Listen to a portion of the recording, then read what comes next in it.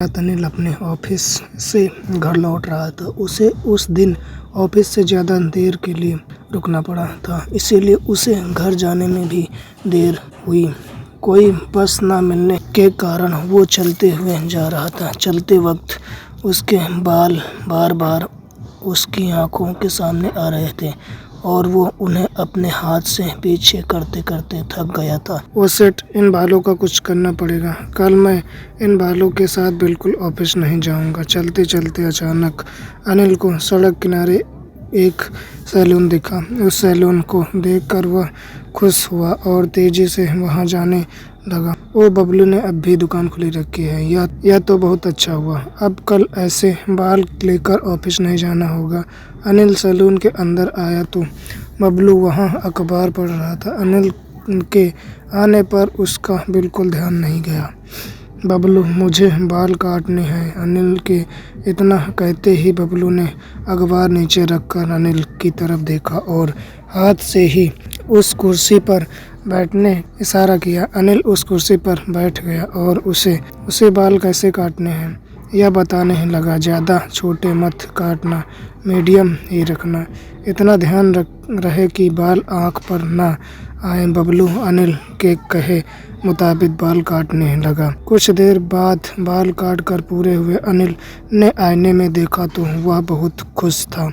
क्या बात है बबलू, पहली बार तूने बहुत अच्छे बाल काटे हैं और वो भी सही समय पर। Thank you. कितने पैसे हुए? बबलू बड़े ही शांत स्वर में बोला। ओ, अनिल ने 0-0। अनिल ने उसे वहाँ पैसे दिए और वहाँ से चला गया। थोड़ी देर बाद अनिल अपने घर पहुँचा। उसे घर पर उसकी बीवी सरिता सो रही थी। अनिल ने चुपचाप जाकर खाना खाया और सो गया। अगली सुबह जब सरिता उठी तो अनिल को देखकर जोर से चिल्ला उठी। वो डर के मारे अनिल से दूर हट गई। सरिता के चिल्लाने की आवाज़ सुनकर अनिल जाग गया। क्या हुआ सरिता, इतना जोर से क्यों चीख रही हो? सरिता बोलने की कोशिश कर रही थी। डर की वजह से उसके मुंह से शब्द नहीं निकल रहे थे।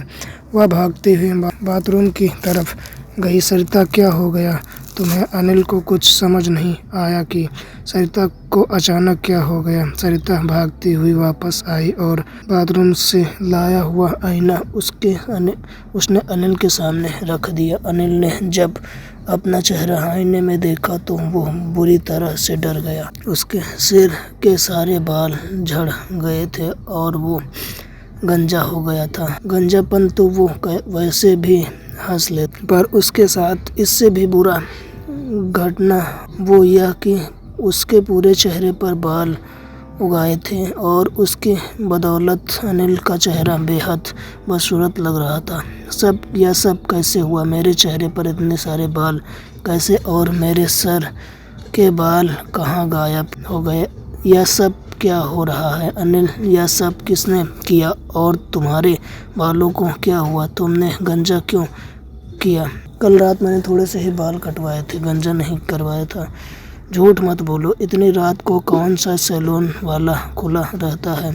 जहाँ तक मुझे याद है तुम्हें आने में रात का 1 बज गया था। इतनी रात को सब लोग सो जाते हैं। सच बताओ, क्या हुआ था तुम्हारे साथ? हाँ, अनिल ने शांत होकर रात की सारी बात सरिता को विस्तार से बता दी। सरिता अनिल की वह बात सुनकर और भी डर गई।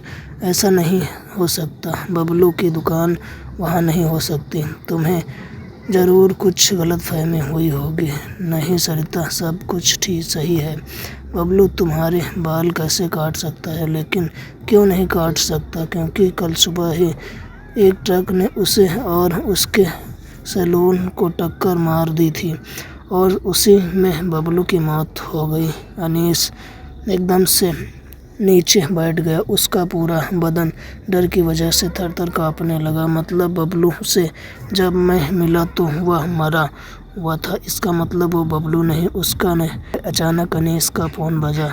उसने देखा तो कोई अनजान नंबर से उसे फ़ोन आया था। उसने फ़ोन को उठाया और बात करने लगा।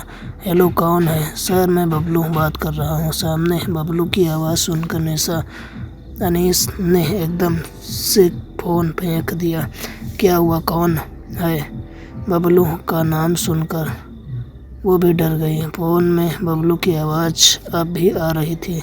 अनीस सर, मुझे पता है आपके चेहरे पर बाल उगे हैं, पर यह क्या आप अपने सिर के बाल तो यहीं पर छोड़ गए?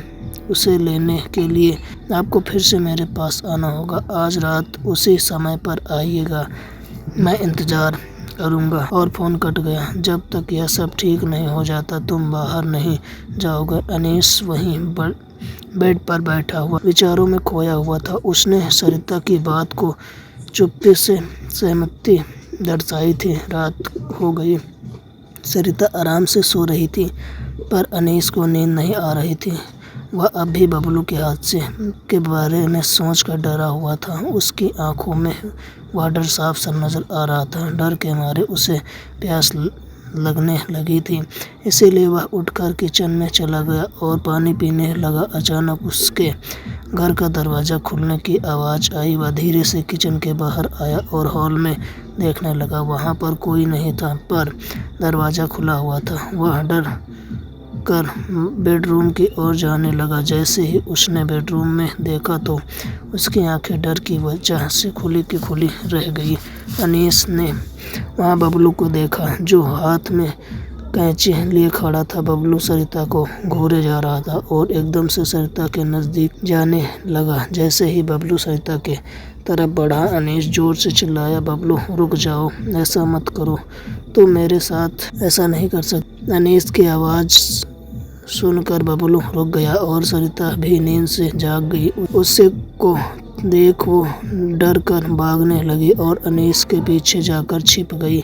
बबलू हंसते हुए अनीस की तरफ जाने लगा। उसके हाथ में कैंची देखकर कहा, अनीस सर, आपके चेहरे के बाल बहुत लंबे हो गए हैं, आइए मैं काट देता हूँ। अनीस ने पीछे जाते हुए कहा, देखो बबलू, तुम मर चुके हो, चले जाओ यहाँ से। बबलू एकदम से चिल्लाया, नहीं सर, मैं मरा नहीं, मुझे मारा था। मेरे हाथ में कितनी अच्छी कला थी, वो भी मुझसे छीन ली। बबलू ने इतना कहकर अनीस को पकड़ लिया और कैंची से उसके चेहरे के बाल काटने लगा।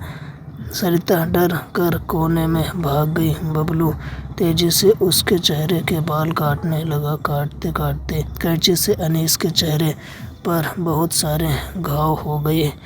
उसके चेहरे से खून बहने लगा। अनीस का चेहरा पहले से और बदसूरत दिखने लगा। अनीस के बाल काटने के बाद बबलू सरिता के करीब जाने लगा। सरिता कोने में जोर जोर से रोने लगी। अनीस खून बहने की वजह से बेहोश हो गया था। बबलू ने सरिता को पकड़कर नीचे आया और उसके बाल काटने लगा। कोई मदद करो, कोई मदद करो, हमारी कोई मदद करो। सरिता मदद के लिए जोर से पुकार रही थी, पर उसका कोई फ़ायदा नहीं हुआ। बबलू ने सरिता के आड़े टेढ़े बाल काट दिए और लगभग उसे गंजा कर दिया। इस रूप में आने के बाद से आप दोनों मेरे पहले ग्राहक थे, इसीलिए मैंने आपको फ्री होम सर्विस दी। अब मुझे दुकान पर वापस जाना होगा, मैं चलता हूँ, दोबारा ज़रूर आइएगा। इतना कहकर बबलू वहाँ से चला गया। अनिल वैसे ही ज़मीन पर बेहोश पड़ा रहा। सरिता रोती रही। तो दोस्तों, स्टोरी अच्छी लगे तो हमारे चैनल को सब्सक्राइब करें।